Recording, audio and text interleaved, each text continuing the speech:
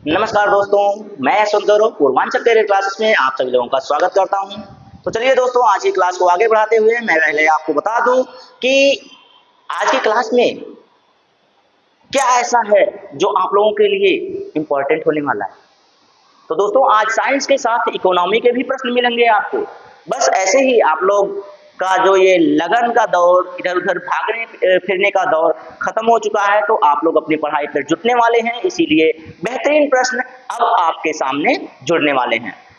तो साइंस के साथ इकोनॉमी भी कुछ प्रश्न आपको देखने को जरूर मिलते हैं आपके पीईटी के एग्जाम में। पीईटी के एग्जाम में जब ये प्रश्न मिलते हैं तो मैं उनको आपके सामने लेकर आने के लिए प्रतिबद्ध हो जाता हूं। तो चलिए आज के प्रश्नों को देखते हैं कि कैसे प्रश्न हैं आज आपके लिए, जो आपके लिए बेहद इंपॉर्टेंट होने वाले हैं। तो आइए दोस्तों, देर ना करते हुए शुरू किया जाए आज की क्लास को। तो क्लास को और भी रोचक व सक्रिय बनाने के लिए आप लोगों का कमेंट आना बहुत जरूरी होता है और साथ में लाइक करना। तो दोस्तों, अगर चैनल पर नए हैं आप लोग तो सबसे पहले चैनल को सब्सक्राइब कीजिए, अपने दोस्तों में शेयर कीजिए और उनको भी बोलिए कि वो अपने दोस्तों तक शेयर करें, ताकि ये जो पूर्णतः निःशुल्क क्लास है सभी बच्चों के पास पहुंच सके। तो ये सारी बातें मैं आपको डेली बताता हूँ, इसलिए बताता हूँ कि कोई बच्चा इससे छूट ना पाए, कोई भी इससे अछूता ना रह जाए। तो चलिए दोस्त, आज का आपका पहला प्रश्न आप लोगों के स्क्रीन बोर्ड पर आने वाला है, जल्दी से देखिए और इसका उत्तर कीजिए। पहला प्रश्न आपका क्या है भाई, ये देखिए। पहला प्रश्न आपका आपके इकोनॉमी से है। इकोनॉमी का प्रश्न है, बढ़िया प्रश्न है, आप इसको बताइए। मैं आपको इस प्रश्न के माध्यम से अभी कुछ और नया बताने जा रहा हूँ। अब नया क्या है वो मैं बताऊंगा आप लोगों को। आज तक आप लोगों ने देखा ही नहीं, सुना ही नहीं होगा कि यार ये भी होता है। तो चलिए इस प्रश्न का आंसर कीजिए, उसके बाद मैं आपको कुछ बताता हूं। चलिए, आंसर किया आप लोगों ने? कितने लोगों ने आंसर किया? ईमानदारी से बताइएगा यार, क्योंकि आप लोग ईमानदारी करते नहीं मेरे साथ। पढ़ते हैं, पढ़कर निकल जाते हैं, ना कमेंट करते हैं ना लाइक करते हैं।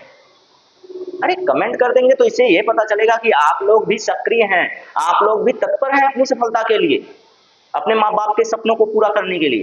तो आइए देखते हैं, micro unit development and refinance agency यानी कि मुद्रा। आपने अभी तक देखा होगा MUDRA, मुद्रा।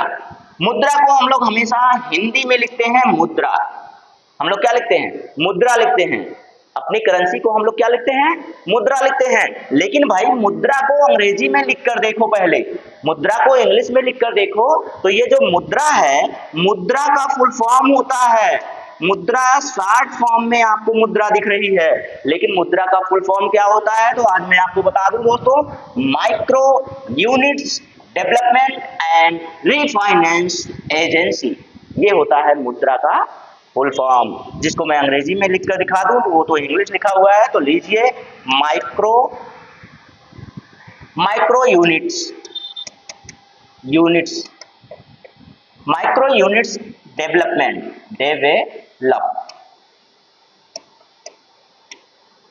डेवलपमेंट एंड आप एंड लिख सकते हैं, रिफाइनेंस एंड एजेंसी लास्ट में है। क्या है भाई? एजेंसी। तो ये होता है मुद्रा का फुल फॉर्म। कुछ नया मिला कि नहीं मिला आपको? अरे भाई मेरे साथ आप जुड़ेंगे तो आपको मैं नया ही दूंगा, हमेशा कुछ ना कुछ नया दूंगा, लेकिन आप साथ में जुड़िए तो सही। देखिए नया मिल गया कि नहीं मिल गया? Micro units development and refinance agency, ये होता है मुद्रा का फुल फॉर्म। चलिए क्या कह रहा है? मुद्रा के तहत स्वीकृति शिशु ऋण की सीमा है। शिशु ऋण की सीमा है भाई। शिशु ऋण की सीमा कितनी है ये बताइए आप। तो मैं आपको बता दूं कितनी है। तो ये देखिए, पहला ही ऑप्शन इसका सही हो जाता है 50,000। कितना भाई? 50,000। कितना होता है? 50,000, 50,000 ये मुद्रा होती है। ठीक है, चलिए इसके साथ साथ आप ये भी जानिएगा, बहुत जरूरी होता है आपके लिए, हमेशा आप लिखा देखते हैं मुद्रा। मुद्रा आप लिखा देखते हैं, ये हमारी करेंसी को हम हिंदी में लिखते हैं, लेकिन मुद्रा का फुल फॉर्म आपके सामने है, micro unit development and refinance agency. ठीक है, चलें आगे। आइए चलते हैं आगे। बेहतरीन प्रश्न है, बस आप लोग हमारे साथ जुड़े रहा कीजिए, मैं आपको नई नई चीजें देता रहूंगा। तो लीजिए प्रश्न नंबर दूसरा आपके सामने है, इकोनॉमी का दूसरा प्रश्न, तो हल कीजिए जल्दी से। सेंट्रल बैंक ऑफ जिम्बाब्वे विकास को बढ़ावा देने के लिए अर्थव्यवस्था में ब्याज दरों को कम कर रहा है। सेंट्रल बैंक ऑफ जिम्बाब्वे, सबसे पहली बात तो ये सुनिएगा, क्या कह रहा है? सेंट्रल बैंक ऑफ जिम्बाब्वे बोल रहा है विकास को बढ़ावा देने के लिए अर्थव्यवस्था में ब्याज दरों को कम कर रहा है। ब्याज दरों को क्या कर रहा है? कम कर रहा है। बैंक अपनी मौद्रिक नीति के रुख में कैसा व्यवहार ला रही है? शांतिवादी, समायोजक, उदासीन, आक्रामक। आक्रामक तो तब होता है भाई जब उतार चढ़ाव होता है, लगातार बढ़ा दिया जाता है, आक्रामक रवैया अपनाया जाता है। उदासीन तब होता है जब कुछ नहीं किया जाता है, वैसे पड़ा रहता है। समायोजक का मतलब होता है जोड़ना, जब जोड़ा जाए। ये तो भाई शांतिवादी रुख अपना रहा है, कम कर रहा है, लोगों के प्रति बढ़ावा दे रहा है, यानी कि ये शांतिवादी रवैया अपना रहा है। Option number A is the best answer in this question. तो कैसा लगा ये प्रश्न, जल्दी से बताइएगा कमेंट करके। बढ़िया लगा कि नहीं लगा? यार मजेदार प्रश्न है, बस आप साथ में जुड़े रहिए, बस अंत तक जुड़े रहिए, आपको नई चीजें देखने को मिलती रहेंगी। चलिए, साइंस के आज थोड़ा सा आसान प्रश्न है, लेकिन बेहतरीन प्रश्न है, जो भी है बेहतरीन है। चलिए आइए, नाबार्ड। नाबार्ड का पूर्ण रूप क्या है? नाबार्ड का पूर्ण रूप क्या है ये आपको बताना है, और ये मैंने आपको बताया हुआ है। इससे जुड़े हुए एक कुछ और भी प्रश्न मैंने आपको बताया हुआ है, आपके पीईटी के एग्जाम में आया हुआ भी है।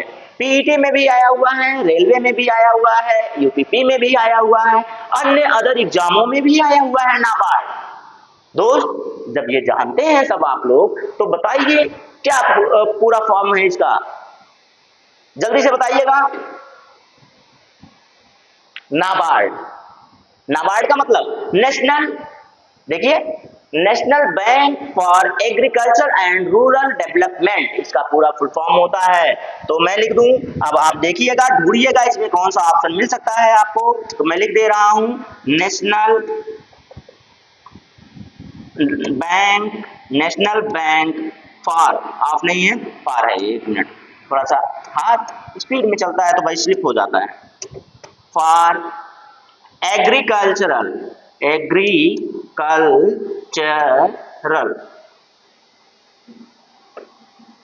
एंड रूरल डेवलपमेंट, यहां लिख दे रहा हूं रूरल डेवलपमेंट। डेवलपमेंट आप समझ जाते हैं, आपको मैं शॉर्ट फॉर्म में लिख के छोड़ दिया हूं। आप देखिए ये ऑप्शन जहां भी हो वही आपका राइट आंसर हो जाएगा। देखिए नेशनल नेशनल नेशनल, सब में नेशनल है, उसमें रीजनल है, इसमें रूरल है। नेशनल बैंक ऑफ अथॉरिटी है, अथॉरिटी भी गलत हो गया, एक एक शब्द गलत लिखा है, सोचिएगा आप लोग, ये गलत है, अथॉरिटी गलत है, एग्रीकल्चर रूरल डेवलपमेंट ये तो मैच कर गया भाई, ये तो मैच कर गया, बाकी यहाँ पे ये थोड़ा सा गलत है। तो option number C is the right answer, option number C is the right answer in this question. मेरे दोस्त सबसे महत्वपूर्ण जो आपका इसमें ऑप्शन है वो है यही है, क्योंकि मैंने जो बताया है आप मिला लीजिए, national bank for agricultural and rural development, ये ऑप्शन नंबर सी में आपके उतर गया, मतलब यही ऑप्शन सही हो गया। तो आप ऐसे ही मेरे साथ जुड़े रह दीजिए, मैं आपको बेहतरीन प्रश्नों के साथ मिलता रहूंगा आपको, जब तक आपको सफलता ना मिल जाए। चलिए लीजिए, प्रश्न आपका आ गया साइंस का, 3 प्रश्न आपके मिल गए इकोनॉमी के, जो भी मैं आपको आगे बढ़ा भी सकता हूँ, इनकी संख्या बढ़ भी सकती है, घट भी सकती है, कोई ऐसे नहीं है कि 3 आज लाया हूँ तो कल भी 3 ही होगा। आइए आज बताइए, निम्नलिखित में से कौन सा ऊर्ध्वपातन नहीं है? ऊर्ध्वपातन का क्या मतलब होता है सबसे पहले ये जानिएगा, उसके बाद आप समझ सकते हैं। लेकिन मुझे लग रहा है कि मैं बहुत ही स्पीड से बोल रहा हूँ, तो अपनी स्पीड को थोड़ा स्लो करता हूँ। तो मैंने कहा ऊर्ध्वपातन क्या होता है, इसको बताइए पहले। ऊर्ध्वपातन, ऊर्ध्वपातन का मतलब समझते हैं, मतलब कि जिसको जलाया जाए तो वो लिक्विड फॉर्म में ना जाए, किसी और फॉर्म में ना जाए, वो सीधा सीधा जलकर वाष्प के रूप में बदल जाए। जलकर किस में बदल जाए? धुएं के रूप में बदल जाए, वाष्प के रूप में बदल जाए, तो उसे हम कहते हैं ऊर्ध्वपातन। मतलब किसी चीज को, जैसे आप जलाते हैं कपूर, आप कपूर जलाते हैं तो कपूर को जलाते हुए आप देखते होंगे तो वह लिक्विड फॉर्म में नहीं आता, सीधा सीधा वह धुएं में बदल जाता है। किसमें बदल जाता है? धुएं में बदल जाता है। तो इसी को कहा जाता है ऊर्ध्वपातन। सीधा ठोस से गैसीय अवस्था में चले जाना, ठोस से लिक्विड में ना जाकर गैसीय अवस्था में चले जाना, ये ऊर्ध्वपातन कहलाता है। क्या कहलाता है भाई? ये देखिए ठोस है, ठोस से सीधा ये चला जाए किस अवस्था में? गैस अवस्था में। इसे कहते हैं ऊर्ध्वपातन। लेकिन अब इसमें आपको ये बताना है कि ऊर्ध्वपातन नहीं है, मतलब इनमें से कौन सी ऐसी चीज है जिसे जलाया जाएगा, तो वो तीनों अवस्थाओं में जाएगा। तीनों अवस्थाओं में ना जाकर दो अवस्थाओं में जाता तो वो हो जाएगा ऊर्ध्वपातन। आपको कपूर मैंने अभी ऑप्शन नहीं करके बता दिया कि भाई कपूर जो होता है ये ऊर्ध्वपातन की क्रिया है। नेफ्थलीन जो है ये भी ऊर्ध्वपातन की क्रिया है। अमोनियम क्लोराइड यानी कि NH4Cl, NH4Cl ही है ना? हाँ, NH4Cl है। नेफ्थलीन तो आप जानेंगे। और ये देखिए NH4Cl हो, कपूर हो या फिर नेफ्थलीन हो, ये तीनों के तीनों आपके ऊर्ध्वपातन की क्रिया को क्या करते हैं? दर्शाते हैं। तो बचा क्या? बर्फ। बर्फ को आप देखिए, बर्फ ठोस अवस्था में है। बर्फ किसमें है? बर्फ ठोस में है। इसको आप गर्म करेंगे तो ये पानी में बदलेगा। पानी में बदलने के बाद तब जाके ये गैस अवस्था में जाएगा, गैसीय अवस्था में जाएगा। तब आप समझ सकते हैं कि भाई ये तीनों अवस्थाओं में चला गया, ऊर्ध्वपातन की क्रिया तो रही नहीं इसमें। जब ऊर्ध्वपातन की क्रिया नहीं रही तो यही ऑप्शन आपका राइट आंसर हो गया। राइट आंसर होने के साथ साथ इस प्रश्न का राइट ऑप्शन बन गया।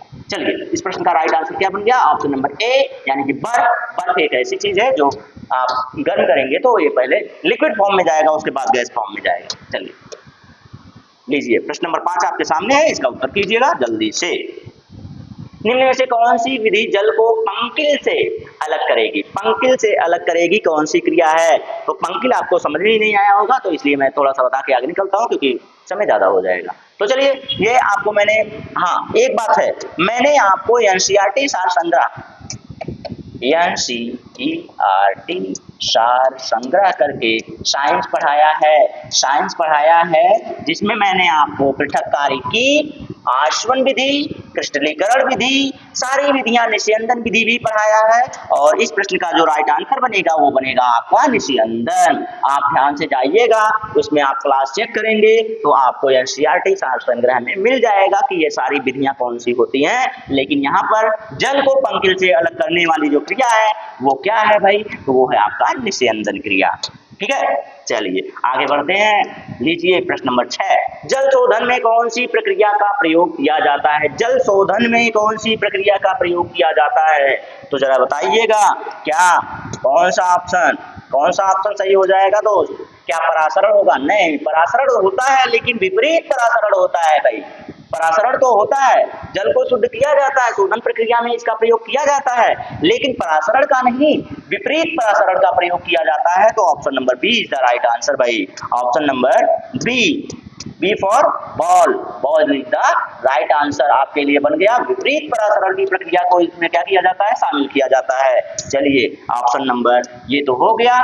चलते हैं प्रश्न नंबर 7 के पास। प्रश्न नंबर 7 क्या है भाई? क्या बोल रहा है? पूछिए इससे, जरा पूछिए तो क्या कह रहा है ये? कह रहा है पानी और चाक यानी खड़िया, पानी और चाक जैसे लिखा जाता है ना, प्राइमरी में मिलता है अभी भी, पानी और चाक के मिश्रण को पृथक किया जाता है किस विधि द्वारा? ये भाई सारी चीजें तो फिर से मैं पढ़ाया हूँ ये सारी चीजें मैं आपको। अरे आसवन द्वारा यार, किसके द्वारा? आसवन द्वारा।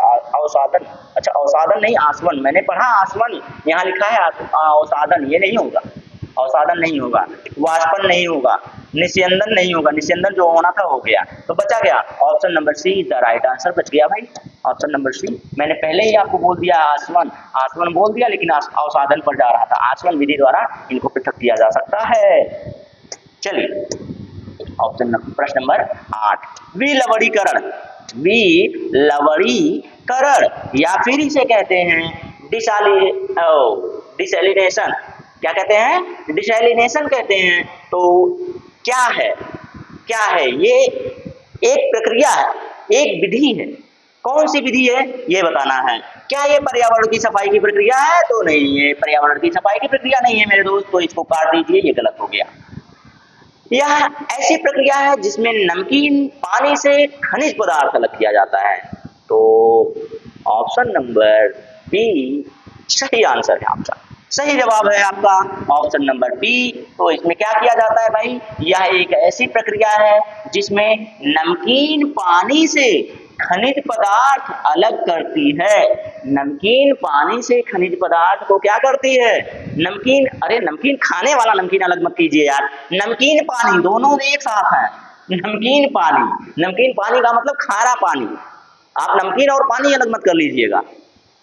नमकीन और पानी मत अलग कीजिएगा, ये खारा पानी है मेरे दोस्त। खारे पानी से खनिज पदार्थों को अलग करती है यह विधि कौन सी? विलवणीकरण या डिसैलिनेशन विधि। ठीक है, चलिए अब जान जाइए आप खारे पानी, या अब खारा पानी यहाँ लिख दिया जाए तब भी आप समझ जाइएगा कि यही क्रिया है। इसी क्रिया के द्वारा इससे खनिजों को अलग किया जाता है, क्योंकि पानी में बहुत से खनिज मिले होते हैं। ठीक है, चलिए जैसे कैल्शियम। चलिए बताइएगा तो इस प्रश्न को बताइएगा। एक्सरे की खोज किसने की थी? एक्सरे की खोज किसने की थी ये आपको बताना है। अरे भाई हाँ, रैंटगन महोदय ने की थी, या मार्कोनी महोदय ने जो रेडियो की खोज की थी ना। बर्कल ने क्या किया था पता ही नहीं है कुछ। इसने न्यूटन जी ने क्या किया था? बल के सिद्धांत दिए, बहुत सी चीजें ये दी है यार, कितना बताएंगे आप।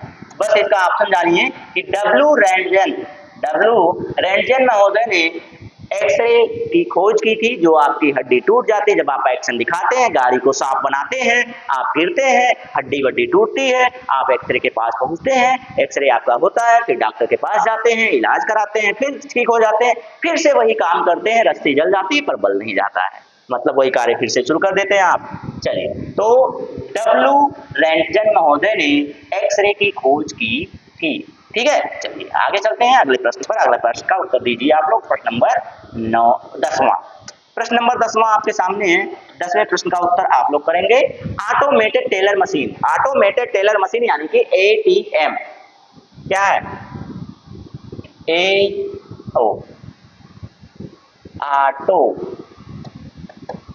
ऑटोमेटेड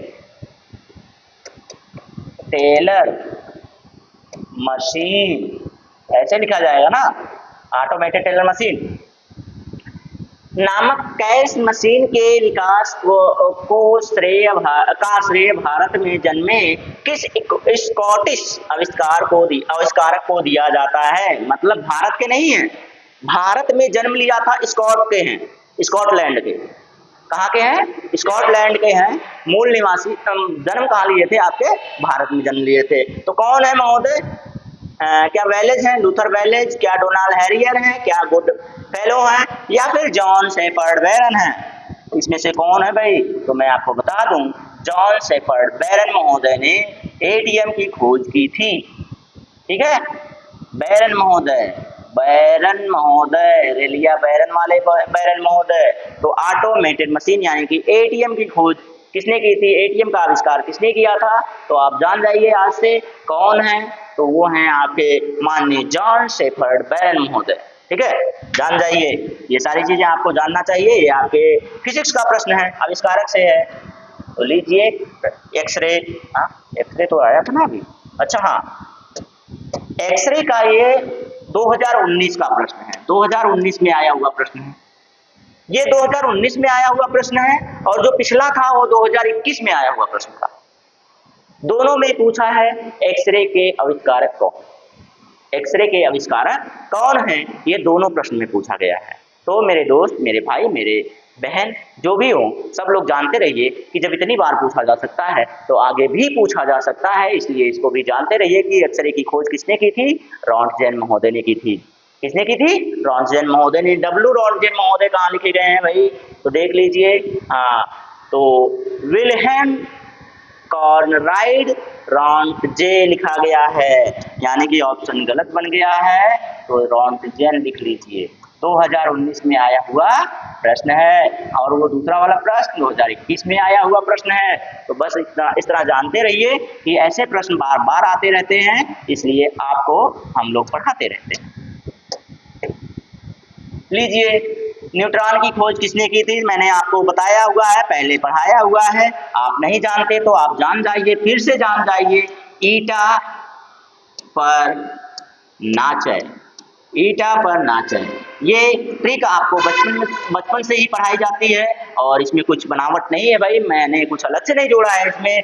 ईटा का मतलब, ई का मतलब होता है इलेक्ट्रॉन, जिसकी खोज थॉमसन महोदय ने या थॉमसन महोदय ने की थी, ये बताया जाता है। पर का मतलब पी से प्रोटॉन, पी से क्या हो गया? प्रोटॉन हो गया, और प्रोटॉन की खोज रा से मतलब रदरफोर्ड। रदरफोर्ड महोदय ने की थी। तीसरा क्या है, ना से न्यूट्रॉन होता है, ना से क्या होता है, न्यूट्रॉन होता है। और न्यूट्रॉन की खोज किसने की थी, क्या लिखा हुआ है, यानी कि चैडविक महोदय ने की थी, जेम्स चैडविक महोदय ने की थी।